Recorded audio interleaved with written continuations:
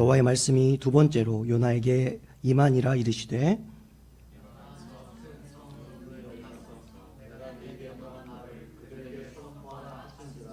요나가 여호와의 말씀대로 일어나 니느웨로 가니라. 니느웨는 사흘 동안 걸을 만큼 하나님 앞에 큰 성읍이더라.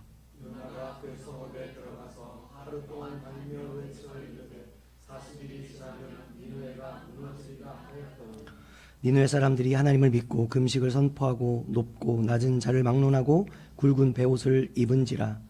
이 일이 니느웨 왕에게 들림에 왕이 보좌에서 일어나 왕복을 벗고 굵은 베옷을 입고 제 위에 앉으니라. 아멘. 한번 따라해 주겠습니까? 진리의 말씀 앞에 선다는 것은 항상 내가 틀렸다는 것을 전제로 한다. 어떤 사람은 하나님 말씀 앞에서도 지가 아는 척을 해요. 그래서 우리가 내가 안 틀렸으면 하나님이 틀린 게 되지 않습니까? 늘 하나님 말씀 앞에 겸손함으로 나가는 우리 모든 성도님들 될 수 있기를 바랍니다. 이런 생각을 해보셨을 것 같아요. 나는 이제 끝났다. 나 같은 사람 하나님께서 쓰실까? 아니, 내가 생각해도 나는 참 구제불능이다. 저만 그런 생각을 한 적이 있나요? 어쩌면 한 번씩 살아가면서 여러 가지 이유로 다시는 기회가 없는 것 같은, 그래서 정말 포기하고 싶은 그런 적이 있으셨을 것입니다. 사업에 실패든 인간관계에 실패든 혹은 죄를 지었든 여러 문제들이 사실 우리의 삶에 이런 힘듦과 어려움이 존재합니다. 그런데 오늘 주님께서 그런 상황에 있는 우리에게 뭐라고 말씀하시느냐, 그것이 바로 오늘 우리가 붙들어야 될 하나님의 말씀이라고 생각합니다. 우리가 읽은 요나서 1장 3장 1절 이렇게 시작하죠. 여호와의 말씀이 두 번째로 요나에게 임하니라. 여기서 우리가 기억해야 할 것은 다른 게 아니에요. 두 번째예요. 그래서 오늘 이 두 번째라는 말이 사실 우리에게 복음인 거죠. 다시 말해서 하나님은요, 실패한 사람을 포기하지 않으신다는 것입니다. 아시는 것처럼 요나는 이미 하나님의 말씀을 들은 적이 있었습니다. 1장을 보니까요, 하나님께서 니느웨로 가라 명령하셨습니다. 그런데 요나는 어떻게 합니까? 정반대인 다시스로 도망을 치는 거죠. 사명을 버리고 하나님으로부터 지금 숨으려고 하는 그런 요나. 이런 분명한 것은요, 하나님으로부터 숨을 수도 없고 피할 수도 없다는 거예요. 그래서 다윗은 시편 139편 7절에서 10절 말씀에 이렇게 말씀하고 있습니다. 내가 주의 영을 떠나 어디로 가며 주의 앞에서 어디로 피하리까? 그러면서 이렇게 얘기합니다. 내가 바다 끝에 거주할지라도 거기 계시며 그분께서 나를 인도하시며 나를 붙드심이니이다. 여러분, 이분이 우리가 믿는 하나님이신 줄 믿습니다. 그런데 요나는 어떻게 했다고요? 지금 최선을 다해서 하나님으로부터 멀어지려고 지금 도망을 가는 거예요. 숨는 거예요. 그럼에도 불구하고 우리 하나님 끝끝내 요나를 찾아내시는 하나님. 이런 생각이 들었어요. 추적자. 우리 하나님 어떤 분이다? 추적자. 아무리 도망가도 끝없이 추적하시는 하나님. 그래서 이 말씀을 정직하게 생각해 보면 사실 오늘 이 요나의 모습은 그저 요나 한 사람으로 끝나는 것이 아니라 오늘 저와 성도님들의 이야기는 아닐까요? 우리가 예배를 드릴 때 하나님께서 우리에게 무엇인가 요구하실 때가 있어요. 사실 자기는 알아요. 자기는 알아요. 어떤 영역에서 하나님이 나를 도전하실 때가 있어요. 그런데 우리는 어떻습니까? 하나님, 지금은 좀 때가 아닌 것 같아요. 하나님, 지금 내가 좀 준비가 덜 됐습니다. 저 말고 저기 신성원 목사님이 낫지 않겠습니까? 그 밖에 수많은 이유와 핑계를 대면서 도망치려고 합니다. 여러분, 나보다 나를 더 잘 아시는 하나님께서, 처음과 끝을 아시는 하나님께서 지금이 때라 하면 그때 아니겠습니까? 우리가 부족한지 몰라서 우리 같은 사람을 부르시는 것이 아니에요. 아심에도 불구하고 그런 우리를 통해서 일하고 싶으신데 헌신하고 싶지 않고 수고하고 싶지 않고 또 나의 어떠한 부분을 포기하고 싶지 않아서 여러 말을 하며 변명을 대며 지금 숨으려고 하는 거죠. 그런데도 우리 하나님은요, 우리를 포기하지 않으시고 오늘 본문의 요나를 포기하지 않으십니다. 요나는 결국 배를 타고 도망가지 않습니까? 그러자 하나님께서는요, 그 배에 풍랑을 보내시고 그 배는 곧 뒤집힐 위기에 처해집니다. 그리고 제비를 뽑아서 누가 던져지는 거죠? 요나예요, 요나. 그렇게 하나님께서 예비해 놓으신 큰 물고기가 요나를 삼키고 요나는 물고기 뱃속에서 3일 밤낮에 갇혀 있습니다. 결국 죽음의 문턱에서야 비로소 요나는 자신의 잘못을 깨닫는 거예요. 그게 2장 2절입니다. 내가 받는 고난으로 말미암아 여호와께 불러 아뢰되. 지금 하나님은요, 요나가 회개하기를 얼마나 기다리셨는지 몰라요. 그런데 그 요나가 회개하기 위해서 필요했던 게 뭐라고요? 고난이라는 거예요. 고난. 큰 물고기 뱃속에 있는 요나가 회개하자 무트로 뱉어내셨습니다. 그러니까 요나에게 있어서 큰 그 물고기 뱃속은요, 그가 다시 태어나는 기회의 장소가 되는 거예요. 그런데 만약 하나님께서 요나에게, 야, 너 내가 뭐라고 그랬어? 내가 니느웨로 가지 말라고 그랬지. 니느웨로 가라고 그랬지. 불순종하더니 잘 됐다. 어디 한번 고생 좀 해봐라. 여러분, 이렇게 말씀하셨다면 요나는 소망이 없는 거예요. 어떤 소망이 요나에게 있겠습니까? 그런데 뭐라고 한다고요? 1장 1절과 2절에 보니까요, 여호와의 말씀이 두 번째로 요나에게 임하니라. 이르시되 일어나 저 큰 성은 니느웨로 가서 내가 너희에게 명한 바를 그들에게 선포하라 하신지라. 여러분, 이것이 하나님의 은혜인 줄 믿습니다. 하나님은 우리의 실패에 대해 판단하거나 정죄하지 않으십니다. 즉, 우리의 실패를 마침표로 찍으시는 것이 아니라 쉼표로 만들어 주시는 분이시라는 거죠.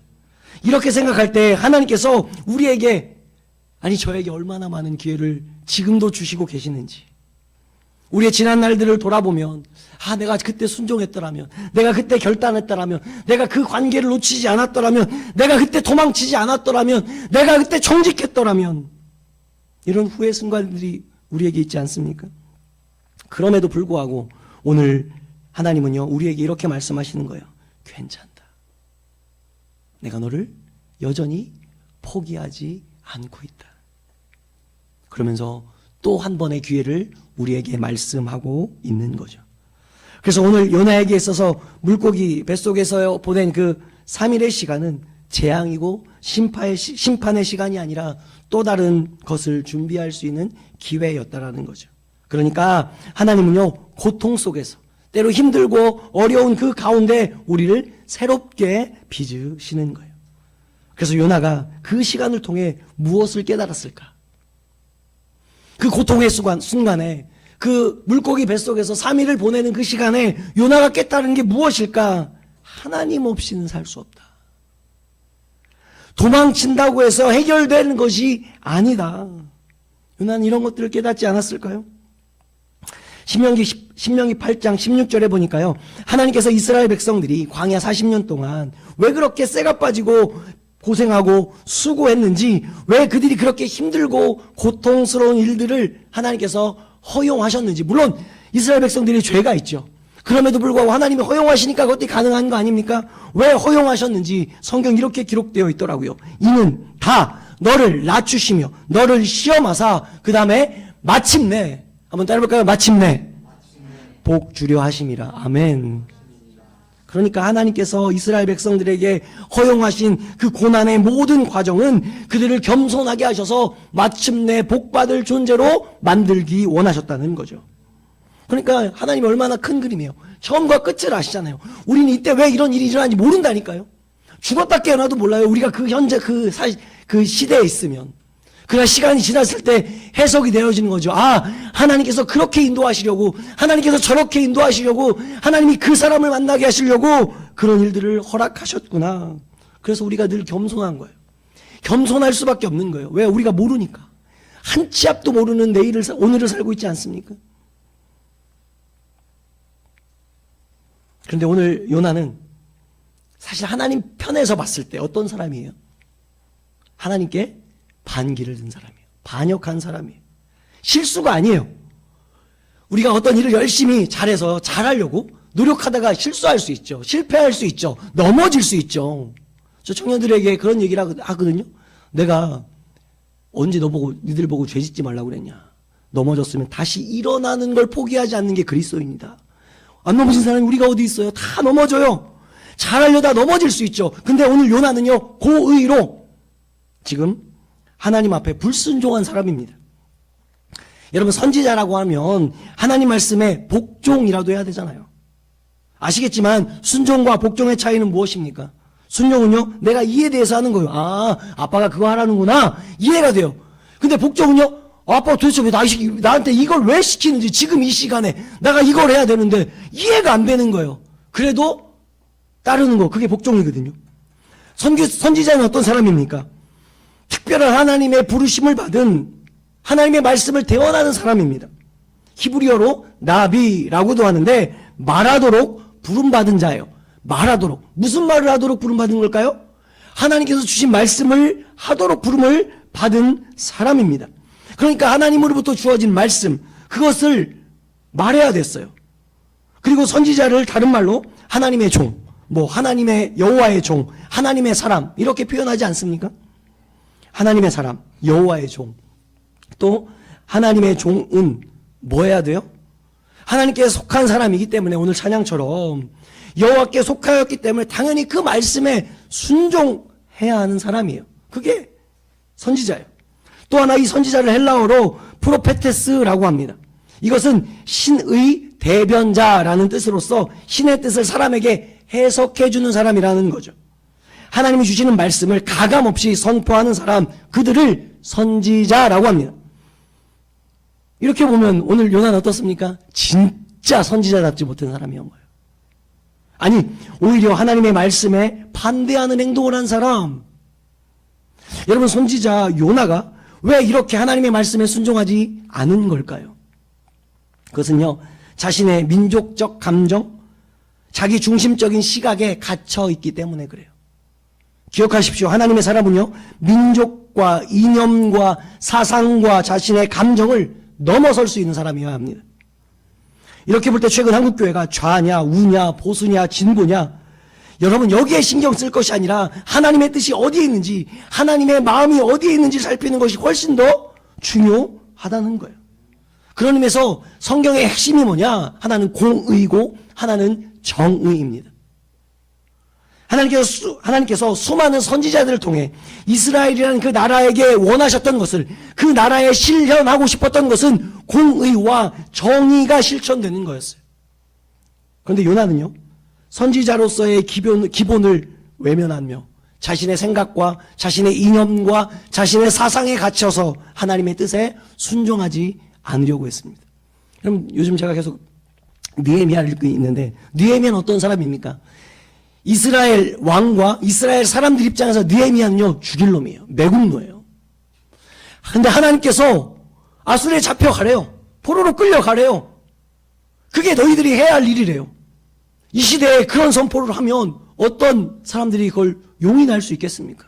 그럼에도 불구하고 하나님의 말씀을 자신의 생각과 자신의 이념과 자신의 가치관을 뛰어넘는 사람, 그 사람이 선지자라고요. 근데 한 번 더 말씀드립니다. 요나는 그런 사람이 아니었어요. 그래서 하나님이 얼마든지 요나를 해고하실 수 있었습니다.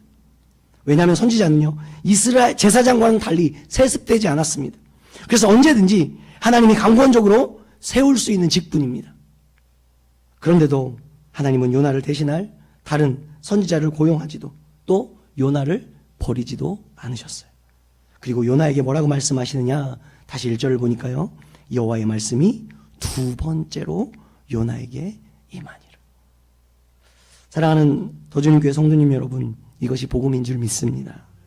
하나님은요, 실패한 자를 포기하지 않으시고 다시 세워주시는 분이신 줄 믿습니다. 세상은 우리에게 삼짓 아웃을 이야기합니다. 그러나 하나님은 우리에게 또 한 번의 기회를 주시는 하나님. 그래서 오늘 설교 제목이 뭐죠? 두 번째 기회인 거예요. 한 번은 베드로가 예수님께 용서에 대해서 이야기할 때, 예수님, 뭐라고 하죠? 7번이면 충분하지 않습니까? 라고 이야기할 때 예수님께서 뭐라고 하십니까? 베드로야, 70번이라도 7번씩 용서해야 한다 말씀하시죠. 그럼 70 곱하기 7 하니까 490번 용서라는 겁니까? 우리는 알고 있어요. 아니라는 거. 히브리어에서는요, 히브리인들에게 7이라는 숫자는 완전수였습니다. 그래서 베드로에게 하신 말씀은 그저 490번 정도 용서하라는 것이 아니라 끊임없이 용서하고 용서할 것을 말씀하시는 거죠. 그러나 주님의 이 말씀은 너희들만 그렇게 용서해라 말씀하시지 않고 친히 먼저 우리를 용서해 주셨습니다. 여러분, 베드로가 어떤 사람입니까? 예수님의 공생의 3년이라는 시간 동안 누구보다 최측근에서 주님을 따라다녔던 사람입니다. 물 위를 걷기도 하고 변화산에서 모세와 엘리야를 만나보기도 하고 겟세만에서까지 끝까지 함께했던 명실상부한 수제자입니다. 한 번은 예수님께서 모든 제자들에게 질문합니다. 야, 너희들은 나를 누구라고 하니? 그때 베드로가 뭐라고 합니까? 주는 그리스도시요 살아계신 하나님의 아들이십니다. 여러분, 이 대답을 듣고 주님께서 얼마나 기쁘셨던지 베드로를 정말로 축복합니다. 그런데 곧 이어서 예수님께서 십자가의 죽으심에 대한 그 고난에 대한 이야기를 하자 베드로가 갑자기 돌변하죠. 그리고 절대로 주님 죽으실 수 없습니다. 주님 십자가에 달려 죽으시면 안 됩니다. 여러분, 마태복음 16장 22절에 이 부분을 항변하여 라고 되어 있는데요, 이 말씀의 뜻이 뭐냐면 예수님을 붙들고 거칠게 소리 높였다. 또 다른 뜻으로는요, 예수님을 비난하다, 꾸짖다라는 뜻이 있다는 거예요. 누가? 베드로가. 그 이야기를 듣고 예수님이 뭐라고 합니까? 사탄아, 내 뒤로 물러가라. 여러분, 베드로가 이런 말을 들은 거예요. 아마 베드로는 쥐구멍이라도 있으면 들어가고 싶었지 않았을까 생각해 봅니다. 그런데 이건 아무것도 아니죠. 왜냐하면 예수님께서 그 최후의 만찬을 하실 때 오늘 밤 너희들이 다 나를 버리고 떠날 것이다 말씀하시자 베드로는 주와 함께 죽을지언정 저는 절대로 떠나지 않겠습니다 호언장담합니다. 그런데 그날 밤 예수님에 대해 시치미를 떼기도 하고 모른 척하기도 하고 그러다가 결국 예수님을 저주하며 맹세까지 합니다. 그 순간 닭 울음소리에 예수님이 하신 말씀이 생각이 나서 아시는 것처럼 통곡했다 성경 말씀합니다. 여러분, 이런 베드로를 보면서 우리가 깨닫는 것은요, 누구도 우리의 내일에 대해서 감히 예단할 수 없다. 나는 이럴 것이다, 나는 저럴 것이다, 이건 우리의 일이 아닌 거예요. 오늘 내가 해야 되는 그 믿음의 영역 안에, 순종의 영역 안에 믿음으로 도전하고 순종하는 것이 오늘 우리가 해야 할 믿음의 사람들의 몫인 거예요. 내가 내년 다음에 뭐를 하겠다, 이건 우리의 몫이 아닌 거죠. 그렇게 베드로는 완전히 무너졌습니다. 예수님을 3번이나 부인하고 저주한 사람. 베드로의 입장에서 정말 죽고 싶지 않았을까? 그렇게 모든 것을 다 버리고 이제 갈릴리로 내려가 그 6명의 제자들과 함께 야, 먹고는 살아야 되니 우리 고기나 잡자. 근데 고기가 쉽게 안 잡히는 거예요. 그렇게 밤새 고기를 잡는데 한 마리도 잡지 못한 어느 새벽에 어디선가 배 오른편에 그물을 던져라. 이 소리에 뭐에 홀린 듯 모든 제자들이 누구야?가 아니라 그 피곤한데 그 소리에 오른편에 그물을 내립니다. 그때 성경은 153마리나 되는 물고기가 잡혔다고 말씀하는 거죠. 그런데 그때 성경은 기록되어 있지 않습니다. 누군가가 주님이시다. 여러분, 이 말을 듣고요, 베드로가 뭐 한 줄 아십니까? 지금 물고기 잡고 있잖아요. 잡고 있는 거잖아요. 중이었잖아요. 근데 주님이시다 이 얘기를 듣고 베드로가 한 일이요, 옷을 입는 거예요. 그리고 물속에 뛰어듭니다. 아니, 반대 아닙니까? 이제 물속으로 뛰어들어야 되는데 옷을 벗고 뛰어들어야 되잖아요. 그러니까 자신은 나름대로 주님 앞에서 바른 모습으로 있기 위해서 옷을 입은 거예요. 그렇게 주님 앞에 선 베드로. 그때 주님께서 너 왜 나 모른다고 그랬어? 내가 경고했어, 안 했어? 제가 아들한테 하는 얘기입니다. 여러분, 얼마든지 이렇게 말할 수 있는, 사실이잖아요. 팩트잖아요. 근데 주님께서는 똑같은 3번이나 되는 질문을 하시죠. 네가 나를 사랑하느냐? 네가 나를 사랑하느냐? 네가 나를 사랑하느냐?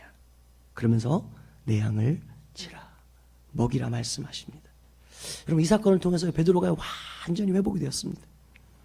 주님을 부인하고 저주했던 베드로를 지금 다시 세워주시는 하나님.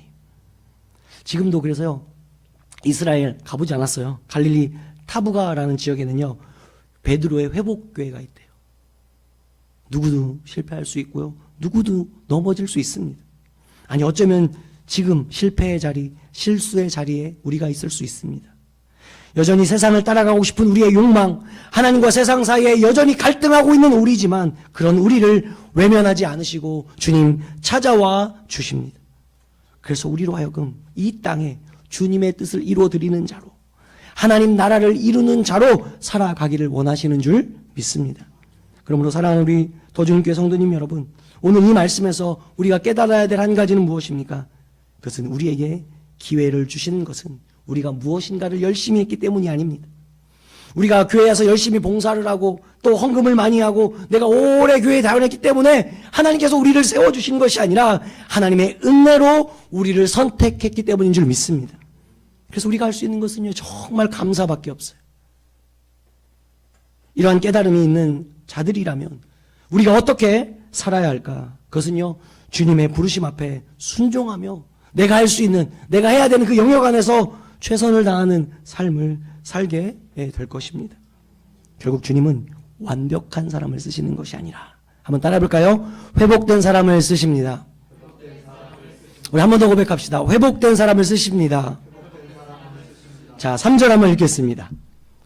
시작. 요나가 여호와의 말씀대로 일어나서 니느웨로 가니라. 니느웨는 사흘 동안 걸을 걸은 만큼 하나님 앞에, 자, 1장에서는요 하나님의 말씀에 불순종하기 위해 일어섰다면 3장에서는 하나님의 말씀에 순종하기 위해 일어섰어요. 자, 똑같이 일어나다인데 무엇이 달랐어요? 방향이 달랐습니다. 여러분, 하나님 말씀에 순종하는 요나는 더 이상 자신이 원하는 타시스가 아닌 이제 니느웨로 가는 거예요. 이것이 진짜 회개이고 이것이 진짜 변화라는 거죠.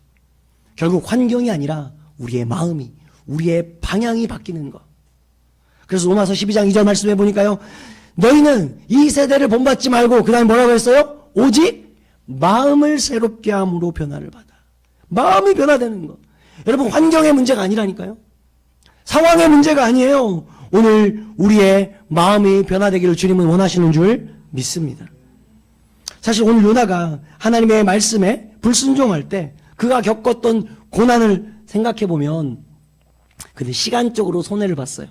그렇죠? 바로 갔으면 그 시간을 벌 수 있었잖아요. 시간 낭비했어요. 아브라함이 75세 때 내가 너에게 아들 준다고 했을 때 안 믿고 또 그 하갈을 통해서 아이를 낳으려고 하니까 하나님께서 24년을 침묵하십니다. 그리고 또 하나, 건강에 손해를 봤어요. 여러분, 요나가 바다에 던져질 때 큰 물고기가 요나를 삼키지 않았습니까? 그럼 상식적으로 그 물고기에 위장에 요나가 있는 거잖아요. 그럼 위장에서는 그 요나를 소화시키기 위해서 위액이 분비됐을 거 아니에요. 3일 동안 요나의 몸에 그런 것들이 묻어 있는데 건강할 수 있겠습니까? 또 하나, 물질의 손해를 봤습니다. 요나가 쓸데없이 뱃삭을 냈잖아요. 그 뱃삭 없어도 되는 뱃삭인데, 더 문제는 뭔지 아십니까? 요나 때문에 장사하려고 했던 그 상인들, 그 짐보따리들을 다 버렸잖아요. 요나 한 사람 때문에. 아니, 우리가 그리스도인이라면 우리 때문에 옆에 있는 사람들이, 나를 아는 사람들이 복을 받아야 되는데 오히려 나 때문에 손해를 보면 이게 복음이 증거 되겠습니까? 이게 오늘 요나의 모습이었어요. 그런 의미에서요, 방향이 바뀌면 인생이 바뀌는 거예요. 돌아가는 것 같아 보여도, 늦는 것 같아 보여도 그것이 가장 빠른 지름길인 줄 믿습니다. 왜냐하면 하나님은 처음과 끝을 아시니까. 그러므로 내가 하나님의 뜻을 빨리 깨닫고 빨리 순종하면 자신은 물론이고요, 주변에 있는 사람도 고생하지 않을 수 있다는 것을 기억하며 더 늦기 전에, 아니 오늘 내가 순종해야 할 영역들, 주님께서 주시는 부담감들이 다 있다니까요. 이 사람은 이대로, 저 사람은 저대로, 그 사람은 그대로 다 있어요. 그 부담감 앞에 순종하는 우리 모두가 되어야 할 줄로 믿습니다. 자, 이제 4절입니다. 같이 읽겠습니다. 시작. 요나가 그 성읍에 들어가서 하루 동안 다니며 외쳐 이르되 40일이 지나면 니느웨가 무너지리라 하였더니, 자, 하나님은 요나에게 니느웨 멸망을 예언하게 하셨습니다. 혹시 예언과 묵시의 차이를 아십니까? 예언은요, 청중의 반응에 따라서 얼마든지 변화되는 거예요. 이 땅의 정치, 경제, 종교, 하나님께서 원하는 것과 어긋났을 때 그러면 안 되겠다 교훈하시며 그것들을 올바르게 교정하기 위해서 하기 위한 것이 예언입니다. 그래서 예언은 인간 예언자를 통해서 선포합니다. 그러나 묵시는 전혀 다릅니다. 먼저 묵시는요, 내용을 천상의 존재를 통해서 전달하게 합니다. 또 하나 묵시의 특징은 청중의 반응이 중요하지 않습니다. 왜냐하면 모든 것이 이미 결정되어 있기 때문에 묵시는 선포하면 끝이에요. 그래서 청중들 입장에서는 결정된 그 심판의 시나리오를 받아들이는 것밖에 할 수 있는 게 없는 거예요. 그게 묵시입니다. 즉 청중은 결정된 묵시에 어떤 영향도 미칠 수 없다. 마지막으로 묵시는 이 땅의 잘못된 부분을 고치는 것에 관심이 없습니다. 그래서 결론적으로 자동차 부품을 교체하는 것이 예언이라면 자동차를 이제 완전히 새로 사는 거, 새 차로 바꾸는 거, 그게 묵시입니다. 그런데 오늘 우리가 읽은 이 요나는요, 묵시예요, 예언이에요? 예언이에요. 그래서 하나님께서 그 도시에 사는 사람들에게 회개시킨 거예요. 그래서 결국 본문의 심판의 메시지는요, 파괴가 아니라 변화의 시작이 되기를 하나님은 원하신다는 거죠. 오늘도 마찬가지 아닙니까? 이 시간 선포되어진 말씀이 예언의 말씀인 줄 믿습니다. 그래서 오늘 우리가 하나님의 은혜를 경험하였지만 우리가 무너뜨려야 할 어떤 교만과 아집과 죄악된 삶을 무너뜨리지 않으면 어쩌면 하나님께서 우리를 심판하실 수 있다는 거예요. 그러므로 우리의 교만이, 우리의 자존심이, 내가 옳다고 생각하는 그 높은 마음, 그 마음이 무너질 때 놀라운 구원의 역사가 시작되는 줄 믿습니다. 그런데 오늘 본문에 보면요, 그러한 기회는요, 우리에게만 허락하시지 않으셨다라는 거예요. 즉 극악무도한 니느웨 사람들에게도 두 번째 기회는 있었다는 거죠. 제가 왜 니느웨 사람들을 극악무도한 죄인이라고 이야기하냐면요, 아수르는 다른 나라를 약탈할 때 그들을 그냥 약탈하고 죽이는 정도의 수준이 아니라 사람들을 붙잡아서 산채로 가죽을 벗기기도 하고 어떤 사람의 목을 잘라서요 막대기에 꽂아요. 그것을 가족들이 들고 다니겠다는 거예요. 얼마나 끔찍합니까? 그래서 아수르 사람들에 대해서 고대 제국의 대표적인 폭력성과 잔인성이 있는 사람들이라고 이야기합니다. 그런데 우리 하나님은요, 그런 니느웨를 죄 많은 도시, 불행한 도시, 끔찍한 도시라고 부르지 않고 위대한 도시, 큰 성읍이라고 부르셨어요. 왜냐하면 결국 그 도시 사람들도 회복되어야 할 하나님의 형상이라는 거예요. 다시 말해서 우리 하나님은 분명 죄는 미워하시지만 죄인에게 또다시 기회를 주시는 하나님이시다. 실제로 니느웨는 잠옥함으로 유명했고 매춘, 폭력, 부정부패, 횡령, 음란, 거짓을 비롯해서 삶의 모든 영역이 죄로 관영 넘쳐났지만 하나님이 여전히 그 도시에 살고 있는 사람들을 사랑하셨습니다. 제가 성경에서 참 좋아하는 말씀 중에 하나가 로마서 5장 8절이에요. 우리가 아직 죄인 되었을 때에 그리스도께서 우리를 위하여 죽으심으로 하나님께서 우리에 대한 하나님 당신의 자기의 사랑을 확증하셨느니라. 우리가 뭐에 되었을 때? 죄인 되었을 때. 우리가 선을 해가고 우리가 다른 사람에게 나름 베풀고 나름 좋은 사람으로 살아갔을 때가 아니라 아직 죄인 되었을 때. 그래서 저는 측량할 수 없고 이렇게 썼어요. 제가 이해할 수 없는 하나님의 사랑이라는 거. 오늘 우리도 마찬가지입니다. 내가 또 우리가 뭐 대단해서 이 자리에 있는 게 아니에요. 저는 아직도 우리 신동아 장로님이 집에 있을 때 이런 저녁에 이런저런 얘기들 많이 해주실 때 아직도 기억나는 한 가지가 있어요. 당신이 장로인 거. 또 아들 같은 제가 이제 저 그 당시 전사였지만 이제 어쨌든 목사의 길을 준비하고 있었으니까요. 왜 목사가 되고 왜 장로가 되는 줄 아냐. 이거 안 하면 주님 떠날까 봐. 그만큼 은혜가 많은 거다. 기억하시나요? 늘 생각을 해요. 그래, 내가 목사가 안 됐으면 내가 뭐하고 지냈을까? 그래서 오늘 우리가 있는 게, 제가 오늘 지금 말씀을 전하는 목사라는 사람으로 있는 게 대단해서 뭐 나와서 이 자리에 있는 게 아니라 하나님의 은혜가 큰 줄로 믿습니다. 갚을 길 없는 그 하나님의 놀라운 은혜. 그래서 우리가 고백할 수 있는 한 가지는요, 감사합니다. 주님 감사해요. 주님 감사해요. 내가 여기까지 온 것도 주의 은혜입니다. 이 고백밖에 할 것이 없는 거죠.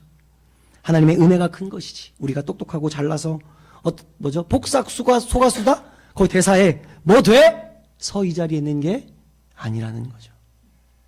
마지막으로 오늘 요나가 두 번째 기회를 붙잡고 순종할 때 어떤 일이 벌어지느냐, 우리 5절 말씀 볼까요? 같이 읽습니다. 시작. 니느웨 사람들이 하나님을 믿고 금식을 선포하고 높고 낮은 자를 막론하고 뭐래요? 자, 지금 니느웨 사람들이 회개하는 모습을 보여주고 있습니다. 여러분, 한 사람이 순종하자 도시 하나가 변화되는 거예요. 반복해서 말씀드립니다. 요나가 완벽해서 이런 놀라운 구원의 역사를 일으키는 주인공으로 쓰름받은 게 아닙니다. 하나님께서 회복된 요나를 사용하신 것이 방점이라는 거예요. 그러므로 하나님 지금도 오늘 우리의 이름을 부르고 계실지 모르겠습니다. 다시 해보자. 실패했어? 괜찮아. 내가 함께 할게. 하나님은요, 우리에게 이 다시의 은혜, 이 세컨 찬스, 두 번째 기회를 주시는 분이신 줄 믿습니다. 혹시 내가 너무 멀리 왔다고, 내가 어떻게 돌아가나 생각하시는 분이 있다면, 요나는요, 바다 한가운데 물고기 뱃속에서도 하나님을 만나고 회복됐다는 거. 그래서 다시 사명의 자리로 돌아갈 수 있었다는 거 기억하시며, 내가 어디에 있든지 하나님은 거기서 우리를 다시 시작하게 하시는 줄 믿습니다. 우리 처음 찬양합시다. 그냥 첫 번째 찬양할게요. 네네.